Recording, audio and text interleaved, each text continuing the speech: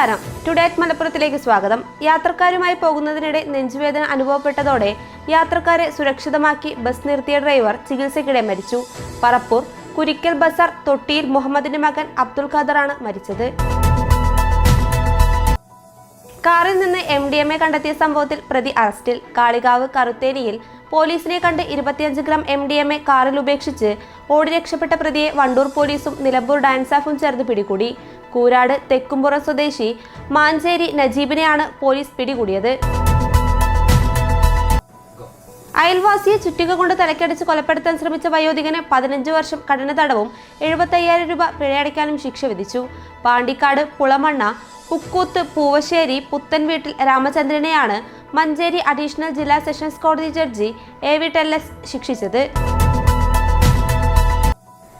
കഞ്ചാവ് കേസിൽ ജാമ്യത്തിലിറങ്ങി ഒളിവിൽ കഴിയുകയായിരുന്ന മധുര സ്വദേശിയെ എക്സൈസ് 5 വർഷങ്ങൾക്കു ശേഷം ശബരിമല സന്നിധാനത്ത് വെച്ച് അറസ്റ്റ് ചെയ്തു. നിലമ്പൂർ എക്സൈസ് റേഞ്ച് ഓഫീസിൽ രജിസ്റ്റർ ചെയ്ത കേസിലെ പ്രതി തമിഴ്നാട് മധുര സ്വദേശി രാജുവിനെയാണ് എക്സൈസ് സംഘം അറസ്റ്റ് ചെയ്തത്. 11-കാരിയോട് ലൈംഗിക അതിക്രമം കാണിച്ച 34-കാരന് 1 വർഷവും 3 മാസവും സാധാരണ തടവും 5,500 രൂപ പിഴയും ശിക്ഷ. മൂത്തേടം മരം വെട്ടിച്ചാൽ പാറയ്ക്കൽ ഷിഹാബിനെതിരെയാണ് നിലമ്പൂർ അതിവേഗ സ്പെഷ്യൽ പോക്സോ കോടതി ജഡ്ജി KP ജോയ് ശിക്ഷ വിധിച്ചത്. ഹണി ട്രാപ്പിലൂടെ എടപ്പാൾ സ്വദേശിയായ യുവാവിന്റെ 10 ലക്ഷം രൂപ കവർന്ന ദമ്പതികൾ പിടിയിൽ.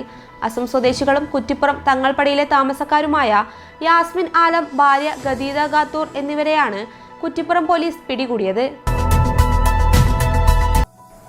വാണിയമ്പലത്ത് അമിത ഉയരത്തിൽ മരം കയറ്റി വന്ന ലോറി റെയിൽവേ സ്ഥാപിച്ച ഹൈറ്റ് ഗേജിൽ തട്ടി തടിക്കഷ്ണങ്ങൾ റോഡിൽ വീണു.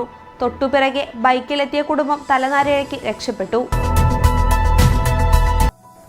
ബ്രേക്ക് നഷ്ടപ്പെട്ട സ്കൂൾ ബസ് വൈദ്യുതി തൂണിലിടിച്ച് അപകടം. വടക്കാങ്ങര TSS ഹൈസ്കൂളിന്റെ ബസ്സാണ് അപകടത്തിൽപ്പെട്ടത്. നിയന്ത്രണം നഷ്ടപ്പെട്ട ബസ് ഡ്രൈവർ സമയോചിതമായി ഇടപെട്ട് വൈദ്യുതി തൂണിലിടിപ്പിച്ച് നിർത്തുകയായിരുന്നു.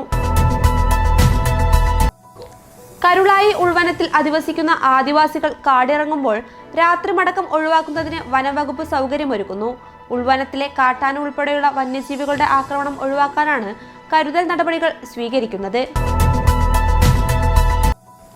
മഞ്ചേരിയിൽ കരുതലും കൈത്താങ്ങുമായി ഏറനാട് താലൂക്കിൽ നടത്തിയ അദാലത്തിൽ 386 അപേക്ഷകൾ തീർപ്പാക്കി. അദാലത്ത് ദിവസം ലഭിച്ച 459 അപേക്ഷകൾ ഉൾപ്പെടെ 979 അപേക്ഷകൾ ലഭിച്ചു.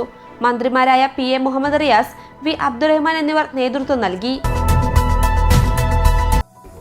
ഇതോടെ ടുഡേ അറ്റ് മലപ്പുറം സമാപിക്കുന്നു. പുതിയ വാർത്തകളുമായി അടുത്ത ദിവസം കാണാം. നന്ദി.